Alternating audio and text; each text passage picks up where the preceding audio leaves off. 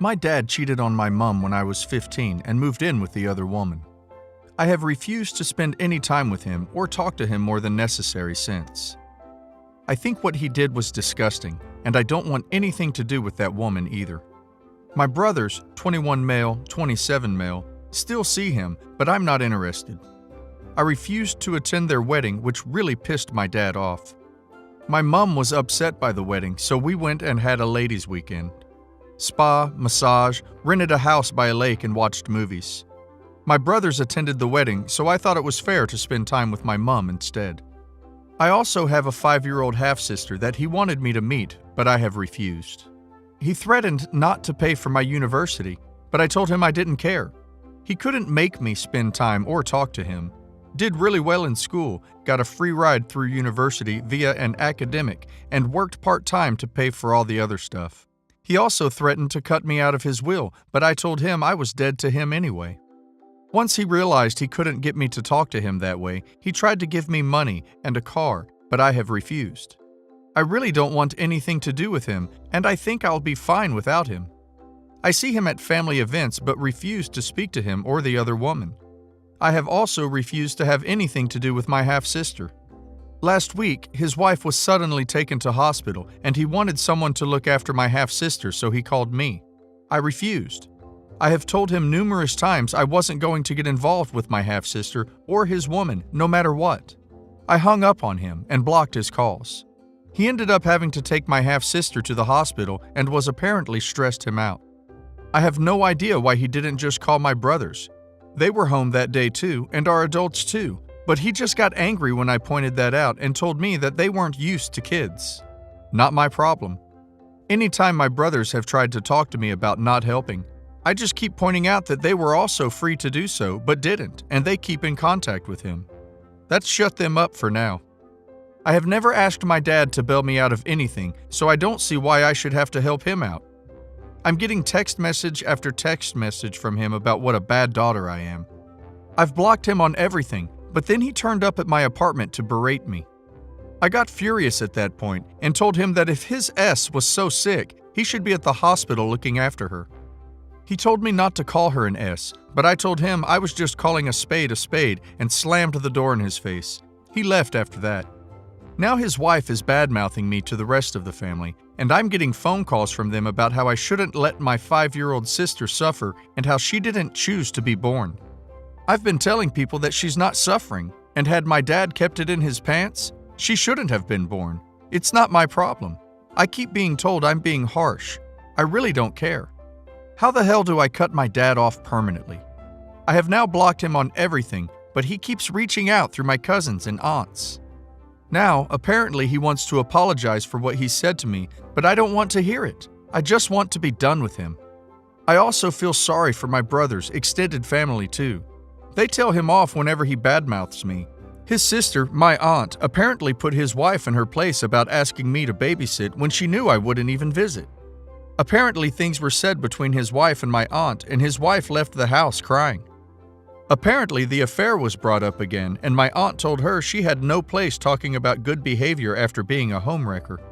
But then my aunt still pushed me to reconcile, even though she stands up for me. My mom just stays out of it and tells me I'm a grown woman, and the relationship with my dad is none of her business anymore. This is a bit of an unusual situation, but I'll try to explain it as best I can. The story involves myself, 24 female, my best friend Caroline, 23 female, my younger sister Nicola, 19 female, and our mutual friend groomsman Daniel, 28 male. So over the weekend, a very good family friend of both my family and Caroline's family was getting married. Caroline and I have been best friends for years. We met when we were toddlers, our moms are best friends, our sisters are friends, etc., etc. You get the picture. We knew that both of our families would be invited to this wedding, and we were looking forward to it for months. It's important to note that Caroline's family and my family have a ton of mutual friends, and this was going to be a very large wedding. Guest count was in the 500s. Everything was going fine and dandy until Caroline got completely wasted. She kept talking to me about how hot one of the groomsmen, Daniel, was, and how she'd had a crush on him for years, but he showed no interest. This was probably because he was in a serious relationship and had been dating his current girlfriend for around 6 years. The girlfriend decided not to attend this wedding because she didn't know the bride and groom very well, and because Daniel would be a groomsman, she wouldn't see him very much either. Fast forward a couple of hours, and Caroline is hanging all over Daniel. She's constantly asking him to dance with her, get her drinks from the open bar, etc. She's point-blank throwing herself at him, and it was embarrassing and painful to watch. I tried intervening a couple of times to get her off of him, but she snapped at me, and at that point I decided that it wasn't my problem. Furthermore, Daniel wasn't completely pushing her away. He looked like he had a few drinks in him as well and seemed somewhat interested in Caroline. I decided that if he didn't care, I certainly wasn't going to. If he wanted to throw his relationship away, it was none of my concern. I tried. I didn't witness this next part, but by the end of the night, Caroline and Daniel are having S in a different room of the hall. Yes, it escalated quickly. To their misfortune, someone, I'm not sure who, just that it was someone's mom who knew Daniel and his girlfriend but didn't know Caroline, walked in on them. And for some reason, Caroline told this woman that she was Nicola, my sister. I don't know if she was embarrassed or drunk or what, but she purposefully identified herself as Nicola so Caroline herself would not be in trouble. Word quickly spread that Daniel and Nicola were caught having S, and Nicola was mortified. People were talking about how disrespectful, home-wrecking, rude, slutty Nicola was. I honestly can't blame them. Had I not known better, I would be thinking the same thing. On top of that, Caroline had gone around actually telling other people that it was Nicola and confirming the rumor she started. The bride and groom were pissed, everyone was talking badly about my sister, and Caroline seemed to not care. In fact, when I confronted her about the situation at the wedding, she straight up denied it. Had Daniel not confirmed that it was Caroline he was hooking up with and not Nicola, I might have even believed her. The next day, Caroline texted Nicola a half-hearted apology about the whole thing, saying she was so drunk and didn't know what she was doing. The texts include a lot of LOLs and ha-has, so I'm not sure how seriously Caroline is taking the situation. She doesn't seem to realize how mortified Nicola is. Nicola genuinely thinks her life is ruined. We live in a very tight-knit community, and a lot of people have heard the false version of what went down. I'm at odds with what to do. Up until this point, Caroline had been a very good friend to both I and Nicola. I'm just not sure if I can forgive her for this, especially considering her lack of consciousness about how bad the situation really is. Should I dump her, or should I give her another chance? Our friendship will be different regardless. My family sees Caroline in a completely different light now. So even if I forgive her, we wouldn't be able to do a lot of the same things we used to. Hang out at my house, do things with my family, etc. What should I do, Reddit? Edit. At this point, a lot of people know that it was Caroline with Daniel and not Nicola. However, I'm not sure how many is a lot. Our family friends know, but there were a lot of guests at the wedding who knew Caroline's family better than they did mine. I'm sure these people still think it was Nicola. Edit 2. Another issue is that Nicola is also terrified of the potential ramifications from Daniel's current girlfriend. I have absolutely no updates on the situation with the girlfriend. I don't know her well, and I don't know what Daniel has chosen to share with her, if anything at all. Edit 3. Because a lot of people are asking me how I could even consider remaining friends with Caroline. Prior to this experience, she was honestly a great best friend. Of course, we've had our ups and downs like all friends do, but she has always been a kind and caring person, and I really valued our friendship. I've known her my whole life, and the evening at the wedding was very uncharacteristic of her, including her coming on to a man who was in a relationship. Throwing away a friendship with someone you have been close with for 15 plus years is extremely difficult. However, I am prepared to do this if it's the right thing to do. So about a week and a half ago, Caroline casually called me and asked to sleep over. She wanted to attend an event downtown, and my place was much closer to the event than hers.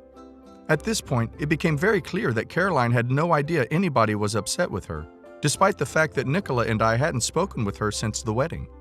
I told Caroline that I didn't think her sleeping over was a good idea, and when she had asked why, I brought up what happened at the wedding. She laughed and said Nicola needed to grow up and get over it, and it really seemed like she expected me to agree and laugh along with her. Well, Reddit, I took your advice and let her have it. I told her how selfish and inconsiderate she was, and if it truly was no big deal, then she should have no problem taking full responsibility for her actions and publicly acknowledging that she was the one who hooked up with Daniel and not Nicola. I told her she needed to make things right because Nicola was still mortified over something she didn't do. At the end of the phone call, I gave her an ultimatum. Post an apology to Facebook and spill the beans about what actually happened, or our friendship was over.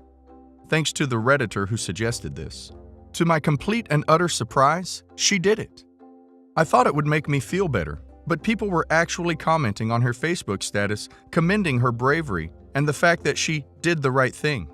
I was super annoyed because, of course, she would never have done this had I not forced her to. But at the end of the day, Nicola is happy and her name is in the clear. Oh, and an update on Daniel and his girlfriend. According to his Instagram, they are happily together. Whether or not she knows about Caroline, I don't know, and I don't care. Not my train wreck.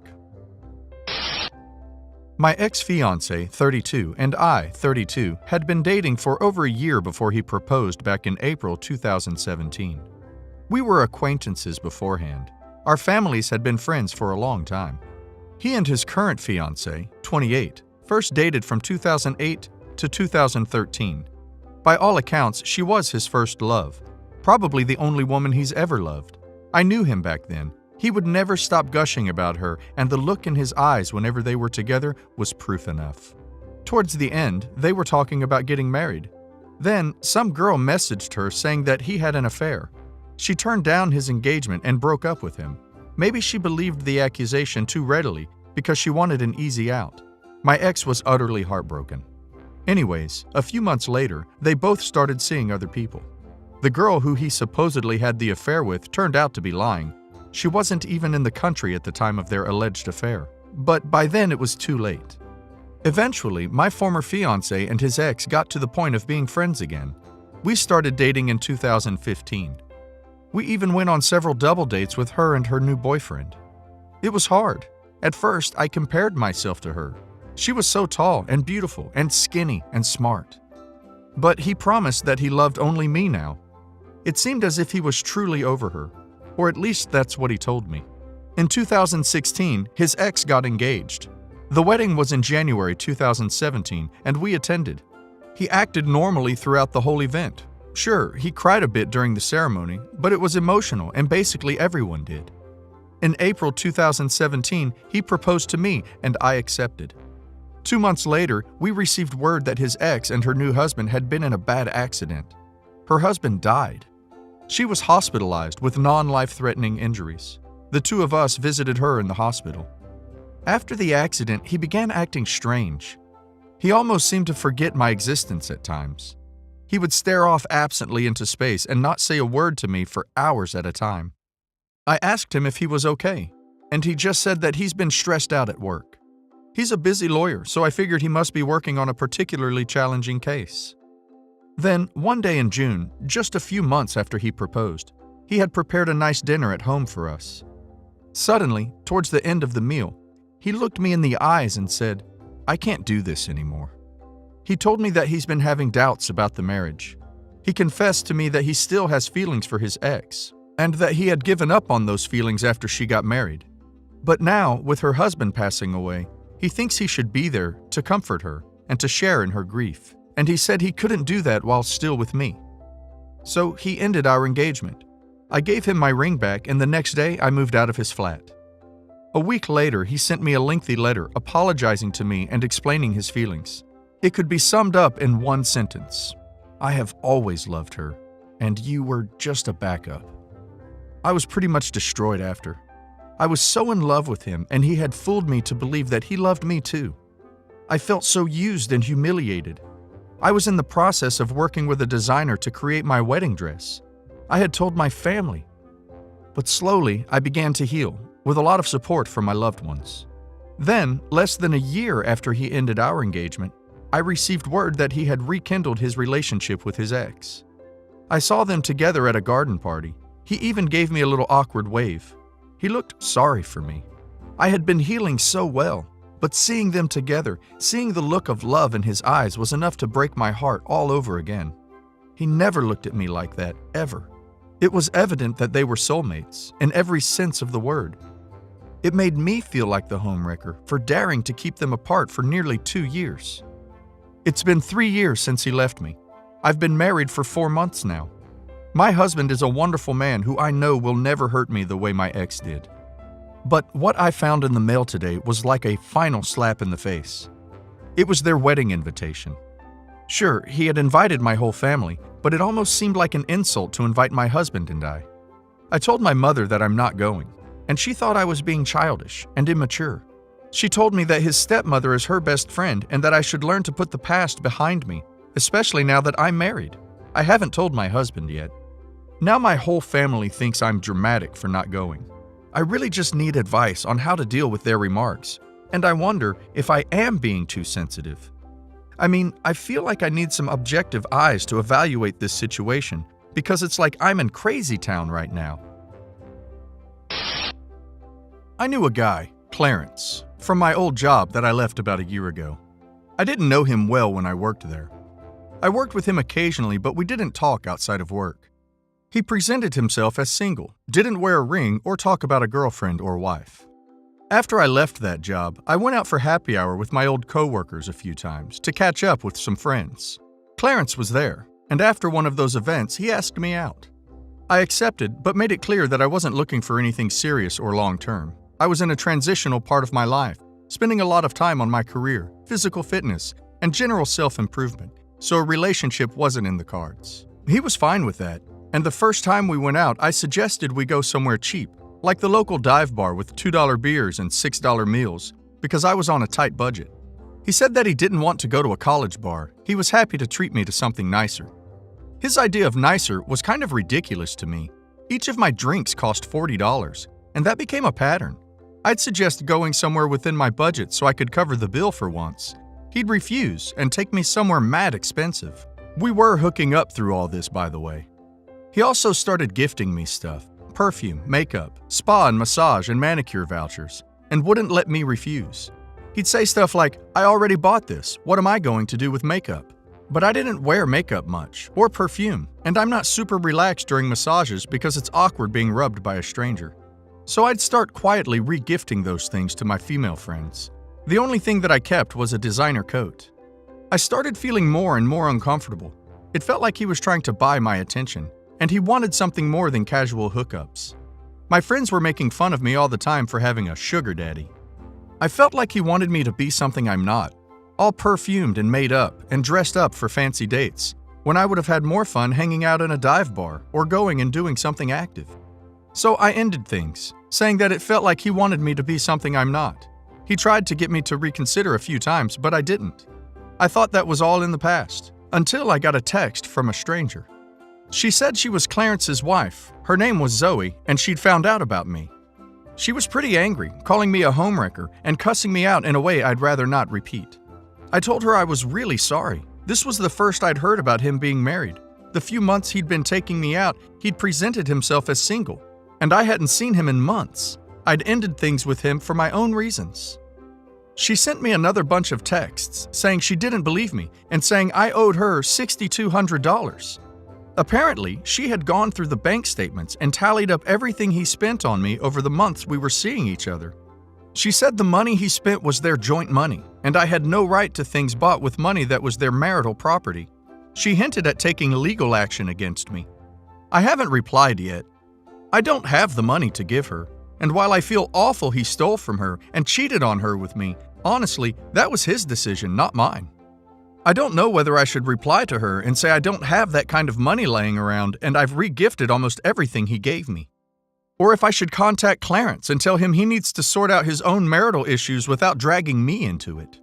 Or if I should just ghost them both and wash my hands of it all, unless I actually do hear from a lawyer, which I think is unlikely, to be honest.